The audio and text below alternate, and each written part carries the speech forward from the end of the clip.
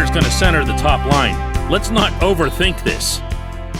But after that, good morning to you. Good Tuesday morning. I'm Dejan Kovacevic of DK Pittsburgh Sports. This is Daily Shot of Penguins. It comes your way bright and early every weekday. If you're into football and or baseball, I also offer up daily shots of Steelers and Pirates right where you found this.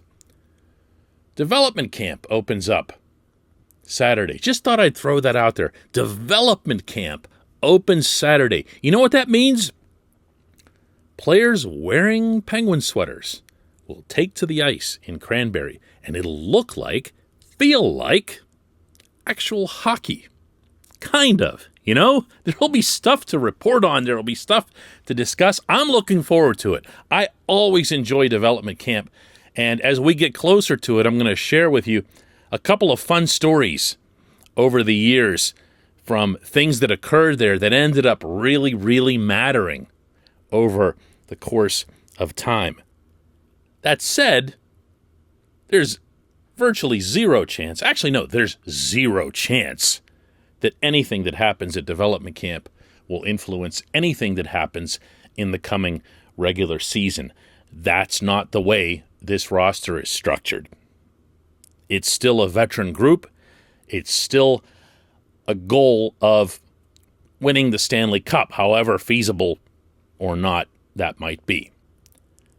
That's going to be made a little tougher, of course, with the team missing both Sidney Crosby and Evgeny Malkin to open the season, and who knows for how long. There's one player who's going to slide up, and that is Carter. He's going to be between Brian Rust and Jake Gensel, unless Mike Sullivan has completely lost his mind since the last time we saw him. There's nothing really to evaluate there all that much. You're not going to take another center on this team and slide him ahead of Carter the way he played for you in those playoffs. You're just not. It's the second center spot that ends up looking more like trouble. Because as soon as this conversation opens with anyone, one of the first names to emerge is that of Evan Rodriguez. I'm sorry. I have a pretty decent amount of respect for Rodriguez, who he is and what he is.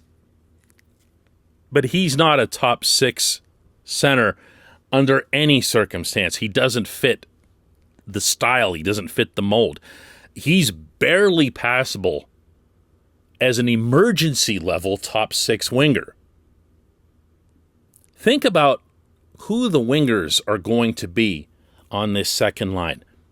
Almost surely it's going to be Kasperi Kapanen and Jason Zucker, neither of whom you'd want sliding to the middle themselves. So what matters the most in this equation isn't, who can slide comfortably up and down a depth chart and, what happens to the third line or to the fourth line if you move someone to the second line. There are coaches who think like this, and I occasionally wonder if Sullivan doesn't do that himself, although he will not share that assessment at all. He once told me that when he and his coaches show up for work the morning on game day, their number one priority when putting together the line combinations is what can we do to make sure that Sidney Crosby has the players around him to give him the greatest chance of success. That's a pretty healthy plan to take into your day. Now, for a long, long time now, it's also been a really simple plan because you just say it's Rust and Gensel and do away with the rest of it. But now it's not. Now it's not simple. Except if you do the one thing I'm about to suggest. This portion of Daily Shot of Penguins is brought to you by Fubo TV. The monthly cost of cable is over $200. Fubo TV is $65 a month to watch all the same channels, including AT&T Sportsnet. And right now, Fubo TV is offering our listeners of this program a 7-day free trial and 15% off your first month. Pretty good deal.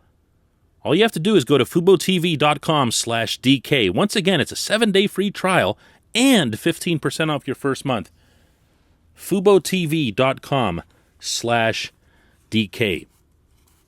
Teddy Blueger's my answer. Teddy Blueger fits a lot of the different boxes that you'd want to check for this very specific situation. One is that Teddy produces points on a pretty consistent basis, considering he's never on the power play, and that some of his points come shorthanded. So whatever you see from Teddy comes 5-on-5. He is a very good, not elite, very good passer. He is a pretty good goal scorer. Give Teddy a chance, a quality chance, and he's going to put a quality shot on net. He's not going to waste it. He's not going to shank it and make you wonder why you ever passed the puck to him. Teddy's got some skill. Heaven knows he works on it. No one is out for practice longer than this young man. And he works on skill elements. Shooting the puck all different ways, all different angles, different styles of shooting, catching passes, one-timing passes, receiving passes out of the air. Just, it never stops with him. And that shows on the rink. That's why Ron Hextall kept Blueger through the expansion draft, when a lot of us, myself included, would rather have seen Jared McCann and or Brandon Tanev protected. Blueger's still here. And Blueger can make that difference. I at least feel it'd be worth seeing if he can, versus having the mindset that, well, if you leave Teddy on the third line, you can put together some, checking type unit that has Zach Aston Reese and Brock McGinn trying to recreate the line that was in place with Tanev for the longest time. But you can't do that. I'm going to repeat this. You can't prioritize bottom six developments over what's happening in the top six, especially when you're going to need offense.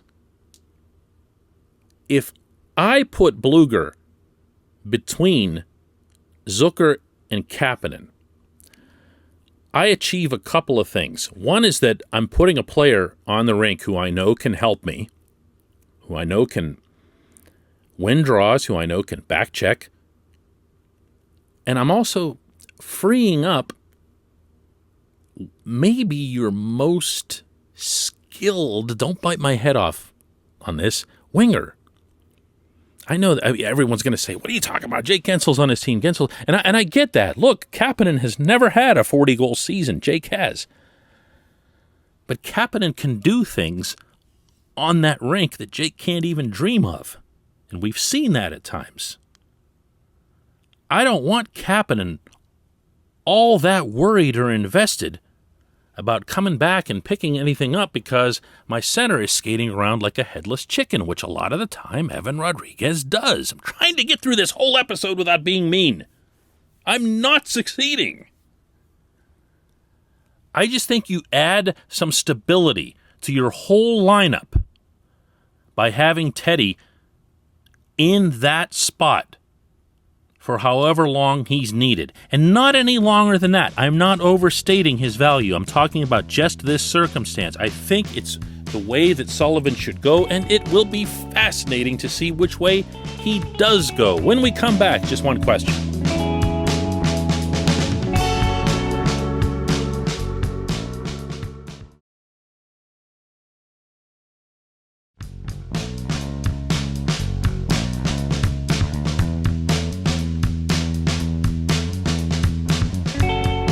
Welcome back. It's time for Just One Question. That's brought to you always by the good people at the Greater Pittsburgh Community Food Bank, where they are committed to providing food for all of our neighbors in need across the Commonwealth. To find out how you can help make a difference, visit pittsburghfoodbank.org. $1 is all it takes to help them produce and deliver 5 full meals. $1 equals 5 meals. pittsburghfoodbank.org. Today's question, I love this one, comes from Clint Novak, who asks, can you speak to your experience going to the Penguins-Rangers series in 1992 and how it might have been the most alive the Igloo ever was? I could do about a 1-hour dissertation on Game 4 alone, being honest with you. That's the one that stands out for me. For anybody who's unfamiliar with this or too young to be aware of it, in 1992, the late Roger Neilson was the coach of the Rangers at the time, assigned, no doubt in my mind, Adam Graves, one of his more skilled players, a 50-goal guy at the time, to go onto the rink early in that playoff round in Madison Square Garden and slash Mario Lemieux on the exposed portion of his wrist. You know, where you bend the wrist a little bit and the glove's upper protection comes up? Yeah, that. Right there. Pow. Cracked it. And it looked like Mario was going to be done for quite a while. This angered the local hockey fan base in a way that I'm pretty sure nothing has since, and definitely never did before. At a time when there was not social media, at a time when there wasn't a way to build up or manufacture additional emotion beyond whatever, regular old TV or newspaper or radio reports, this caused, it's hard to describe. It's hard to describe. But Game 3 happened at the Civic Arena, and wouldn't you know, Adam Graves, of all people, scored because the NHL was still trying to deliberate on whether or not he should be suspended. This is back when you could get away with that sort of thing. The crowd's anger that night, and any of you who were there know exactly what I'm talking about, was such that there had to be Pittsburgh police put down by the Rangers runway. People were just freaking out. It was ugly. Pounding the glass every time he came on the rink, yelling, swearing, whatever. And I'm not acting above it. Believe me, okay? I was there. I was partaking. I was not a reporter back then.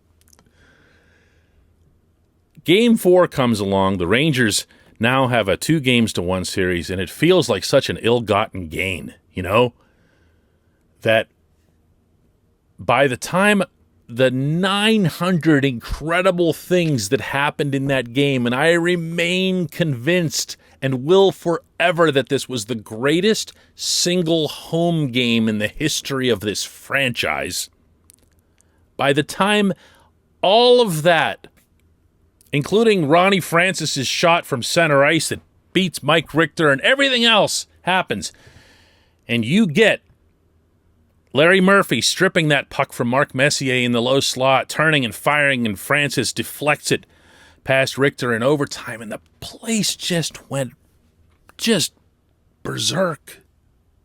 It's impossible to describe that emotion, and you know what? It's impossible to compare it to other events that have happened for this franchise, including on home ice, because this had that special sentiment that only comes with being really, really mad. When Mario scored his initial retirement goal, it might have been the most beautiful thing I'd ever seen on a sheet of ice in Pittsburgh, as well as the reaction, but it sure wasn't angry.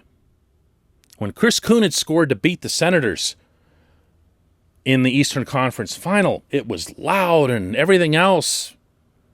At the current place, you can't compare it to anger. When Jordan Staal scored that shorty against the Red Wings, again, the place was just wild, and seeing Stahl's face, you know how he looks whenever he's all wound up. just doesn't, it's not the same thing. It's not the same thing as when you really, really hate the other guys, you know?